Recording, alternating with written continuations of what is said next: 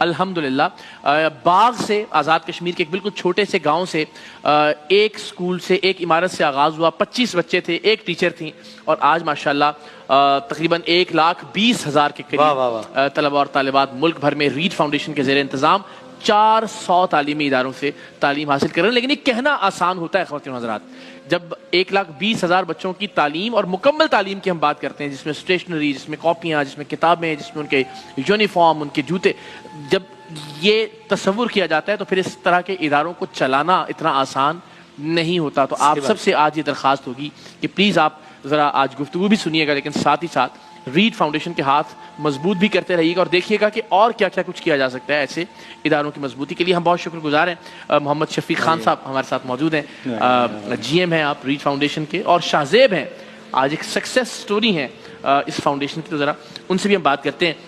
سر یہ ذرا بتائیے گا کہ اس کی جو بنیاد ہے وہ محمود احمد صاحب نے رکھی, کیا سوچ تھی, کیا ویژن تھا کہ ریڈ فاؤنڈیشن کے زیر انتظام کیا کام کرنا ہے ان ایکچوئل, اور تعلیم کیوں؟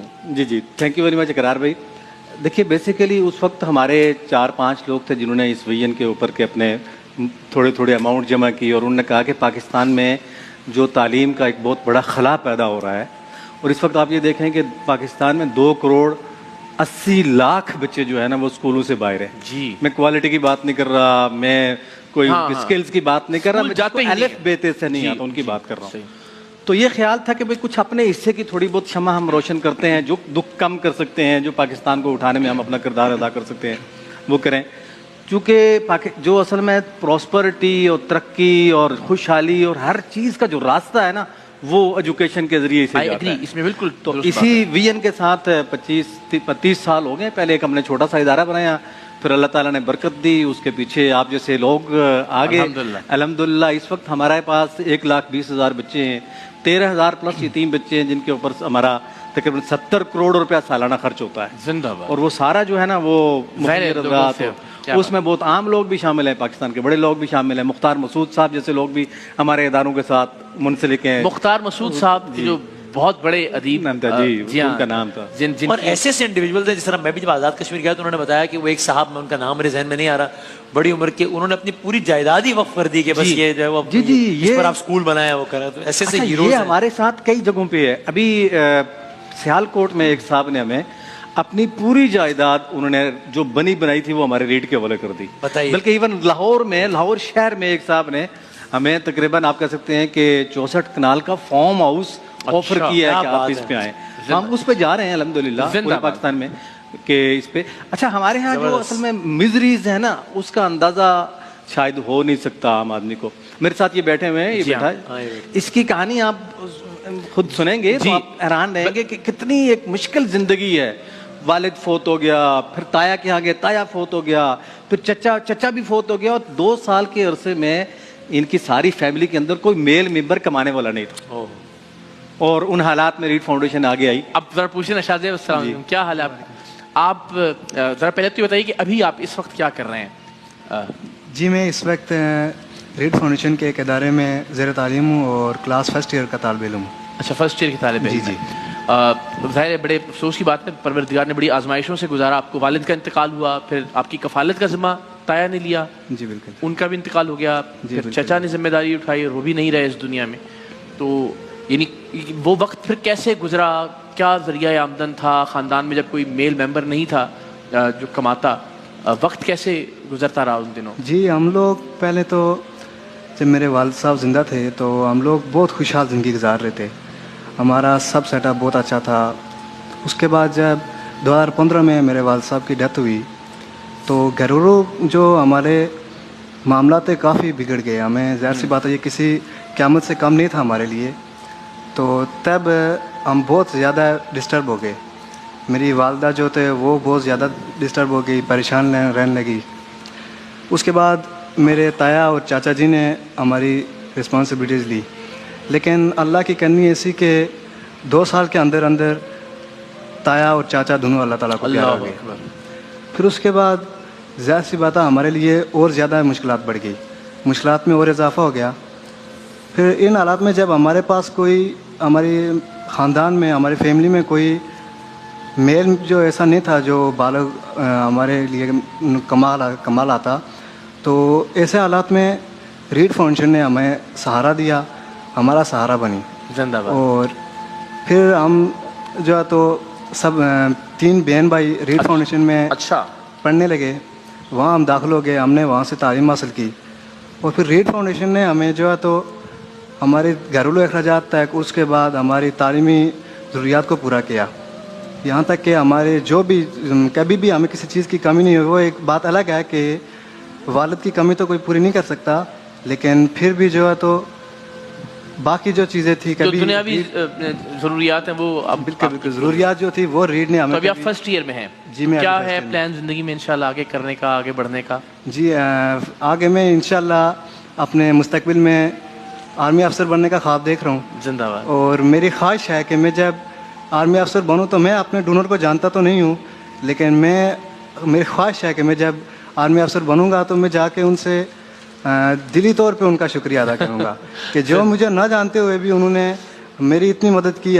मुझ जैसे बहुत सारे लोगों की, बच्चों की उन्होंने मदद की और बिल्कुल। पढ़ाई ये में उन्होंने। 1,20,000 का नंबर है और 13,000 बच्चे जो हैं वो यतीम हैं, जिनके सर पर उनके वालिदैन का या वालिद का साया नहीं। ये बहुत बड़ी खिदमत है। मैं छोटी सी गुजारिश ये ज़रूर करना चाहूँगा कि ज़ाहिर हम मुख्तलिफ फ्रंट्स पे जो काम करने वाली ऑर्गेनाइजेशंस हैं, जो खाना खिलाती हैं, जो मुख्तलिफ तरह से मदद करती हैं, लेकिन आप यकीन कीजिए मेरे दिल के सबसे करीब रीड फाउंडेशन और ऐसे इदारे इसलिए हैं कि अगर आप शाहजेब जैसे किसी भी बच्चे को तालीम याफ्ता कर देते हैं तो आप समझिए कि आप एक पूरे ख़ानदान को, एक पूरी कम्युनिटी को अपलिफ्ट करते हैं। इंशाल्लाह जब वो कामयाब होता है, न सिर्फ ये कि वो और अपने जैसे बहुत सारे बच्चों को पढ़ा सकता है, उनको तरक्की याफ्ता बनाने में किरदार अदा कर सकता है, खाने का मसला हल हो सकता है। आप कहते हैं जी किसी को उम्रा करवाना बहुत अच्छी बात है, शाहजेब जैसे बच्चे कामयाब होकर और बहुत सारे लोगों को उम्रा करवा सकते हैं, और बहुत सारे लोगों को खाना खिला सकते हैं, और बहुत सारे लोगों की मेडिकली हेल्प कर सकते हैं। तो ये एक बुनियादी चीज़ है कि एक एक फ़र्द को, एक एक बच्चे को अगर हम तालीम याफ्ता करते रहें तो सारे मसाइल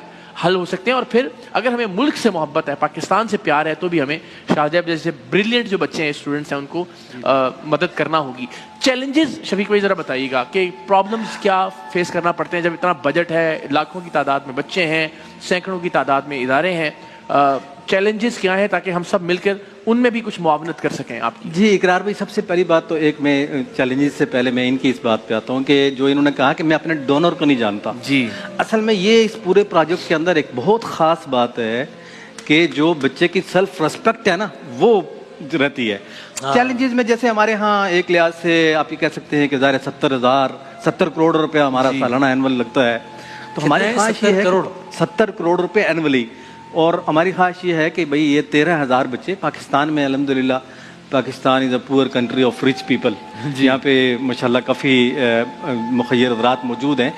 तो वो अगर एक एक बच्चे के पीछे एक बंदे को हमारा खड़ा करने का ख्वाब है कि एक बच्चे के पीछे एक बंदा खड़ा हो जाए, वो अपने बच्चों के साथ एक किसी ऑर्फन को तालीम दे, तो वो ईमान भी बन सकती है, वो शाहजेब भी बन सकता है। जैसे ईमान की स्टोरी आई, वो एक बॉर्डर एरिया से आई और वो अभी उसके पूरी फैमिली में सिर्फ वो है और उसकी वालदा जो अपने नाना के आ रहा है कि हमारी तालीम हासिल करे। बच्चों की जिम्मेदारी ले रहे होते हैं तालीम की, उनको इनके रिजल्ट कार्ड या बाकी चीजें भिजवाई जा रही होती हैं। देखिए जो बड़ा आसान तरीका है कि जो आदमी किसी एक बच्चे की तालीमी कफालत की जिम्मेदारी लेता है, हम पूरा बच्चे का प्रोफाइल उसके साथ शेयर करते हैं, वो चाहे तो उस डोनर के साथ मिल ले। दूसरी बात जो होती है वो ये है कि हम at the end of the year उसकी प्रोग्रेस रिपोर्ट उससे शेयर करते हैं। और वो कई लोग तो हमारे पास ऐसे हैं जो 20-20 साल से ऐसे हैं, और वो छोटा सा बच्चा उन्होंने अडॉप्ट किया था और अल्हम्दुलिल्लाह आज वो जो है वो मास्टर डिग्री और कई लोग PhD कर रहे हैं और कई जॉब्स में चले गए हैं। तो वो they are more than happy के जी। वसीम भाई, आई एम श्योर आप भी इस तरह की बात से, मुझे एक चीज़ याद पड़ती है कि मैं एक फंड रेजर था और वहाँ पे एक बच्ची को की तालीम का जिम्मा हमने ले लिया।